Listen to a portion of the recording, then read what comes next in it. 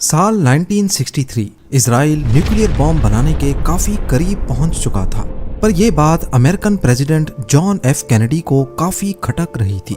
वो नहीं चाहते थे कि इसराइल न्यूक्लियर बॉम्ब बनाकर अरब दुनिया में हलचल मचाए, क्योंकि अगर ऐसा हो गया तो अरब्स अमेरिका के दुश्मन रशिया से मदद मांगेंगे। कैनेडी ने इसराइल को रोकने की हर मुमकिन कोशिश की, लेकिन फिर जो हुआ वो किसी के वहमो गुमान में भी नहीं था। चाहे अमेरिका हो, यूके या फिर रशिया, न्यूक्लियर वेपन पाने के लिए ताकतवर मुल्कों ने ऐसे ऐसे खतरों के साथ खेला है जिसका अंदाजा लगाना भी मुश्किल है। कहीं सीक्रेट इंटेलिजेंस ऑपरेशन तो कहीं हनी ट्रैप का सहारा। यहाँ तक के इस खेल में जिगरी दोस्त मुल्कों ने भी खुलेआम एक दूसरे को डिच कर दिया। आज हम जानेंगे कहानी उन 10 मुल्कों की जो आज इस खौफनाक ताकत के मालिक हैं।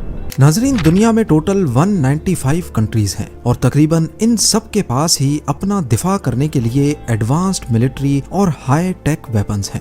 लेकिन 195 में से सिर्फ 10 मुल्क ऐसे हैं जिनके पास दुनिया का सबसे खतरनाक, सबसे तबाहकुन हथियार न्यूक्लियर बॉम्ब है। सोचिए, आज की दुनिया में जहां हर मुल्क एक दूसरे से आगे निकलने की रेस में लगा है, वहीं सिर्फ 5% मुल्क ऐसे हैं जो ये हथियार बनाने में कामयाब हुए। इनमें से कुछ ने एक दूसरे की मदद की, लेकिन ज्यादातर ने ये काम खुफिया तरीके से किया, जिसमें आला दर्जे की जासूसी, जानलेवा दुश्मनी और धोखाधड़ी का भरपूर इस्तेमाल किया गया। अमेरिका समेत दूसरे 9 मुल्कों की न्यूक्लियर पाने की कहानी भी इतनी ही इंटरेस्टिंग है जितनी अमेरिका के मैनहट्टन प्रोजेक्ट की है। सबसे पहले शुरुआत करते हैं अमेरिका से। ये तो सब जानते हैं कि अमेरिका एटॉमिक वेपन्स पाने में सबसे पहला मुल्क था, लेकिन क्या आपको मालूम है कि इस डिस्कवरी को सबसे पहले हिटलर के साइंटिस्ट ने अंजाम दिया था? जी हाँ, 1938 में जर्मन साइंटिस्ट ने ही पहली बार न्यूक्लियर फिशन दरियाफ्त किया, यानी एटम्स को तोड़कर एक चेन रिएक्शन के जरिए बहुत ज्यादा क्वांटिटी में एनर्जी निकालने का तरीका। उस वक्त साइंस की दुनिया काफी छोटी थी और जर्मन साइंटिस्ट की ये धमाकेदार डिस्कवरी की गूंज अमेरिका में बैठे एल्बर्ट आइंस्टाइन तक पहुंच गई। उन्होंने फौरन अमेरिकन प्रेसिडेंट को खबरदार किया कि हिटलर इस नई डिस्कवरी से इंसानियत तबाह करने वाला बॉम्ब बनाकर कुछ भी कर सकता है। इस खत के बाद अमेरिका ने वर्ल्ड वॉर 2 के दौरान ही एक इंतहाई सीक्रेट प्रोजेक्ट लॉन्च किया, जो आज मैनहट्टन प्रोजेक्ट के नाम से फेमस है। इसमें अमेरिका, यूके और कनाडा के साइंटिस्ट शामिल किए गए और इंतहा से ज्यादा पैसा भी बहाया गया ताकि रेस में कहीं हिटलर ना जीत जाए। खैर, 1945 तक जर्मनी ने हथियार डाल दिए और हिटलर भी खत्म हो गया। इसी दौरान खबर आई कि न्यू मैक्सिको में अमेरिका का पहला न्यूक्लियर ट्रिनिटी टेस्ट कामयाब रहा है। यूं अमेरिका ने इंसानियत का सबसे ताकतवर हथियार पाने में पहली पोजीशन हासिल कर ली। बिना कोई देर किए अगले ही महीने अमेरिका ने जापान पर फैट मैन और लिटिल बॉय गिरा दिए, जिसने जापान को भी हथियार डालने पर मजबूर कर दिया। इससे जंग तो खत्म हो गई, लेकिन अब हर कोई ये नया न्यूक्लियर वेपन पाने की रेस में लग गया। पर अमेरिका नहीं चाहता था कि ये हथियार किसी और के हाथ में भी जाए। अब आते हैं सोवियत यूनियन यानी रशिया की कहानी पर। हैरानकुन तौर पर वर्ल्ड वॉर 2 में अमेरिका का ही एक ऐसा साथी मुल्क जिसने उनका साथ देकर हिटलर को रास्ते से हटाया, उसी को अमेरिका के पहले न्यूक्लियर टेस्ट से बड़ा मसला था, और वो कोई और नहीं बल्कि सोवियत यूनियन ही था। जी हाँ, वर्ल्ड वॉर 2 में सोवियत यूनियन अमेरिका का साथी था, लेकिन 1941 में अमेरिकन और ब्रिटिश साइंटिस्ट ने न्यूक्लियर के रिसर्च पेपर्स को पब्लिक करना बंद कर दिया। इस पर सोवियत्स को लगा कि उनसे ये नुस्खा इंटेंशनली छुपाया जा रहा है। सोवियत यूनियन ने खामोशी से अपने जासूस अमेरिका के मैनहट्टन प्रोजेक्ट में छोड़ दिए और सारी मालूमात हासिल करना शुरू कर दी। इधर सोवियत को लग रहा था कि वो अमेरिका के साथ गेम खेल रहा है और वहाँ अमेरिकन्स भी किसी से कम नहीं थे। उन्होंने सोवियत्स के एजेंट्स को डबल एजेंट बना दिया और झूठी मालूमात उन तक पहुँचाना शुरू कर दी। 1945 के बाद जब सोवियत यूनियन को डबल एजेंट्स का शक हुआ तो उन्होंने चोरी किए गए अमेरिकी डिजाइन्स पर मुकम्मल भरोसा नहीं किया और अपनी रिसर्च जारी रखी। इससे हुआ ये कि अमेरिका की उम्मीदों से काफी पहले 1949 में सोवियत्स ने कजाकिस्तान में RDS-1 टेस्ट कामयाबी से मुकम्मल कर दिया। اب اس ٹیکنالوجی پر امریکہ کی مونوپولی ختم ہو چکی تھی اور یہیں سے ان دونوں کے درمیان کولڈ وار کا آغاز ہو گیا۔ نیوکلیر پانے والا تیسرا ملک یونائٹڈ کنگڈم تھا، پر یہ بھی دوست ملک ہونے کے باوجود امریکہ سے دھوکہ کھا بیٹھا۔ اصل میں یو کے نے امریکہ سے بھی پہلے 1940 میں ٹیوب الوائز نامی پروجیکٹ کے تحت نیوکلیر ہتھیاروں پر ریسرچ شروع کر دی تھی۔ اس کام میں ان کی مدد ان جرمن سائنٹسٹ نے کی جو جرمنی سے بھاگ کر آئے تھے، مگر ورلڈ وار 2 میں ریسورسز کی کمی کی وجہ سے یو کے نے اپنی ساری ریسرچ اپنے قریبی ساتھی امریکہ کے مین ہیٹن پروجیکٹ کو دے دی۔ ایسے ہی فری میں نہیں بلکہ ان کے بیچ کوئیبیک نامی ایک ایگریمنٹ ہوا تھا۔ اس ایگریمنٹ کے تحت دونوں ملک یہ ٹیکنالوجی ایک دوسرے سے شیئر کریں گے، لیکن جب امریکہ نے پہلا نیوکلیر ہتھیار کامیابی سے بنا لیا تو اس کے تیور ہی بدل گئے۔ انہوں نے یو کے سے کوئیبیک ایگریمنٹ توڑ دیا اور انفارمیشن شیئر کرنے سے منع کر دیا، یعنی سیدھا دھوکہ۔ اس دھوکے نے برٹین کو مجبور کیا کہ وہ اپنا نیوکلیر پروگرام دوبارہ شروع کرے، چونکہ وہ پہلے ہی کافی کام کر چکے تھے اور دنیا کے زیادہ تر یورینیم پر ان کا قبضہ تھا۔ اس لیے انہوں نے یہ کام بہت تیزی سے مکمل کیا۔ 1952 میں یو کے نے آسٹریلیا کے قریب مونٹی بیلو آئیلینڈز پر اپنا پہلا نیوکلیر ٹیسٹ کامیابی سے مکمل کیا، جس کا نام آپریشن ہریکین رکھا گیا۔ اسی دوران جب امریکہ نے دیکھا کہ رشیا اور یو کے بھی نیوکلیر بم حاصل کر چکے ہیں تو انہوں نے ایک ایسی چیز پر کام کرنا شروع کر دیا جو عام ایٹم بم سے ہزاروں گنا زیادہ خطرناک تھی، ہائیڈروجن بم۔ جی ہاں، عام ایٹم بم میں ایٹمز کو توڑ کر انرجی بنائی جاتی ہے جسے فیشن کہتے ہیں، جبکہ ہائیڈروجن بم میں فیوژن کا طریقہ استعمال کر کے ایٹمز کو جوڑ کر انرجی بنائی جاتی ہے، ٹھیک وہی پروسیس جو سورج کے اندر بھی ہوتا ہے۔ 1952 میں امریکہ نے اس نئے بم کا ٹیسٹ کر ڈالا۔ اس نئے بم کی طاقت ہیروشیما پر گرائے گئے بم سے 450 ٹائمز زیادہ تھی۔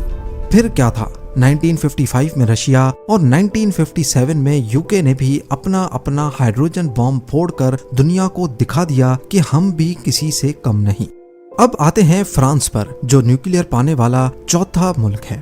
فرانس کے کچھ سائنٹسٹ نے مین ہیٹن پروجیکٹ میں کام کیا تھا، لیکن ورلڈ وار 2 کے بعد ان کا ارادہ بم نہیں بلکہ نیوکلیر سے صرف بجلی بنانے کا تھا۔ اس کے بعد کچھ ایسا ہوا جس نے فرانس کا ارادہ ہی بدل ڈالا۔ سوئز کینال جو ایجپٹ کا سب سے بڑا ایسٹ ہے، 1956 سے پہلے اس پر فرانس اور برٹین کا راج تھا، لیکن ایجپٹ کے لیڈر جمال عبد الناصر نے آواز اٹھائی اور سوئز کینال کو بند کر کے اس پر قبضہ کر لیا۔ یہ دیکھتے ہوئے فرانس اور برٹین نے اسرائیل کے ساتھ مل کر سیکرٹ پلان بنایا اور ایجپٹ پر حملہ کر دیا، پر اس دور میں امریکہ اور رشیا دونوں عرب کنٹریز کو بہت سپورٹ کرتے تھے اور وجہ تھی وہاں سے نکلنے والا تیل۔ رشیا نے فرانس اور برٹین کو دھمکی دی کہ اگر وہ پیچھے نہ ہٹے تو وہ ایٹامک بم کا استعمال کرے گا، جبکہ امریکہ نے فرانس پر اکنامک پریشر ڈالنا شروع کر دیا۔ مجبوراً فرانس کو پیچھے ہٹنا پڑا اور اس شرمندگی نے ان کو اپنا الگ نیوکلیر بم بنانے پر مجبور کیا۔ انہوں نے اپنی کالونیز جیسے نائجر، گیبون اور میڈاگاسکر سے یورینیم حاصل کر کے دن رات محنت کی۔ 1960 میں فرانس نے سہارا ڈیزرٹ میں اپنا پہلا نیوکلیر ٹیسٹ کیا اور 1968 تک فرانس نے ہائیڈروجن بم بھی بنا لیا تھا۔ پانچواں ملک چائنا تھا۔ 1950 میں کورین وار کے دوران ایک وقت ایسا آیا جب چائنیز ملٹری نے امریکن فوجیوں کو پیچھے ہٹنے پر مجبور کر دیا۔ اس کے بعد امریکہ سے رہا نہیں گیا اور انہوں نے چائنا کو نیوکلیر کی دھمکی دے ڈالی۔ چیئرمین ماؤ سمجھ گئے تھے کہ جب تک نیوکلیر نہیں ہوگا دنیا انہیں دباتی ہی رہے گی۔ شروعات میں سوویت یونین چائنا کا پکا دوست تھا اور اسی نے نیوکلیر بم بنانے میں چائنا کی مدد کی، لیکن پھر ان دونوں میں انبن ہو گئی۔ اس وقت رشیا کے نئے لیڈر کروسچیو کی امریکہ کے لیے پالیسیز نرم پڑنے لگیں تو چائنا کے چیئرمین ماؤ نے کہا کہ تم اصلی کمیونسٹ نہیں رہے۔ جواب میں رشیا نے اپنے سارے سائنٹسٹ واپس بلا لیے اور چائنا کے نیوکلیر سپنے کو ادھورا چھوڑ دیا، لیکن چائنا نے اسے ایک چیلنج کے طور پر لیا اور اپنے پہاڑوں سے یورینیم ڈھونڈ نکالا۔ 1964 میں چائنا نے اپنا پہلا نیوکلیر ٹیسٹ کیا اور اس کا نام 596 رکھا۔ یہ نام رشیا کے منہ پر ایک تماچے سے کم نہیں تھا، क्योंकि इसमें 59 1959 को जाहिर करता है और 6 जून के महीने को, यानी जून 1959 में ही रशिया ने चाइना को इस सफर में अकेला छोड़ा था। छठा मुल्क इजराइल है और इसकी स्टोरी काफी इंटरेस्टिंग है। इजराइल वो वाहिद मुल्क है जिसने आज तक ना कबूल किया है और ना इनकार, पर बड़े पैमाने पर यह समझा जाता है कि इजराइल के पास न्यूक्लियर हथियार मौजूद हैं। शायद ये बात आज तक दबी रहती अगर ये शख्स ना होता, मोर्डकाई वनूनू। 1986 में ये इजराइल की न्यूक्लियर फैसिलिटी में एक टेक्नीशियन था और इसने बरतानिया की अखबारों के सामने भांडा फोड़ दिया। उसने तमाम तस्वीरें और सीक्रेट डॉक्यूमेंट्स की फोटोज लीक कर दी। असल में इजराइल जो पहले ही फ्रांस के साथ न्यूक्लियर मिशन पर काम कर चुका था, अरब्स के खतरे से वो भी अपना न्यूक्लियर बॉम्ब बनाना चाहता था, लेकिन अमेरिकन प्रेसिडेंट केनेडी इसके सख्त खिलाफ थे। आखिरकार जब केनेडी की असैसिनेशन हुई तो उसके बाद रास्ता एकदम साफ हो गया और 4 सालों के बाद 1967 में इजराइल ने अपना प्रोग्राम इंतहाई राजदारी से मुकम्मल किया। 1986 में जब वनूनू ने ये भांडा फोड़ा तो मोसाद के जरिए एक हनी ट्रैप ऑपरेशन प्लान किया गया और उसको वापस इजराइल लाया गया। 18 साल सजा काटने के बावजूद आज भी ये शख्स कड़ी पाबंदियों में जिंदगी काट रहा है। 7वां मुल्क था इंडिया, जिसके साइंटिस्ट ने पार्टीशन से पहले ही न्यूक्लियर पर रिसर्च शुरू कर दी थी। शुरू में इंडिया का इरादा सिर्फ बिजली पैदा करना था, लेकिन 1962 की चाइना इंडिया जंग ने सब कुछ बदल कर रख दिया। हिमालय के पहाड़ों में मिलने वाली शिकस्त ने इंडिया को न्यूक्लियर बॉम्ब के बारे में सोचने पर मजबूर किया। फिर जब 1964 में चाइना ने अपना पहला न्यूक्लियर टेस्ट किया तो ये इंडिया के लिए डू और डाई सिचुएशन बन गई। फिर इंडिया ने सिर्फ बिजली बनाने का बहाना बनाकर कनाडा और अमेरिका से रिएक्टर्स मंगाए, लेकिन पर्दे के पीछे काम कुछ और ही चलता रहा। 1974 में राजस्थान के रेगिस्तान में अचानक धमाका होता है। ये कुछ और नहीं बल्कि प्रोजेक्ट स्माइलिंग बुद्धा का धमाका था। इंडिया ने कहा कि ये बॉम्ब नहीं बल्कि पीसफुल न्यूक्लियर एक्सप्लोजन था, पर इस पर अमेरिका और कनाडा सख्त नाराज हुए क्योंकि इंडिया ने उनकी दी हुई टेक्नोलॉजी को बॉम्ब बनाने के लिए इस्तेमाल किया था। नतीजा ये निकला कि इंडिया पर सख्त पाबंदियां लगा दी गई और इंडिया ने न्यूक्लियर नॉन प्रोलिफरेशन ट्रीटी पर भी साइन करने से साफ साफ इनकार कर दिया। ये वो मुआहिदा है जहां मुल्क न्यूक्लियर हथियारों के फैलाव को रोकने के लिए रूल्स पर इत्तफाक करते हैं।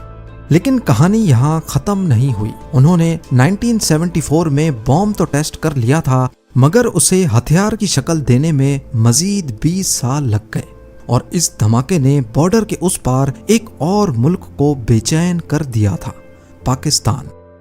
अब बारी आती है साउथ अफ्रीका की, जिसकी कहानी सबसे अनोखी है। 1970s तक उनका न्यूक्लियर बॉम्ब में कोई इंटरेस्ट नहीं था, लेकिन फिर हालात बदल गए।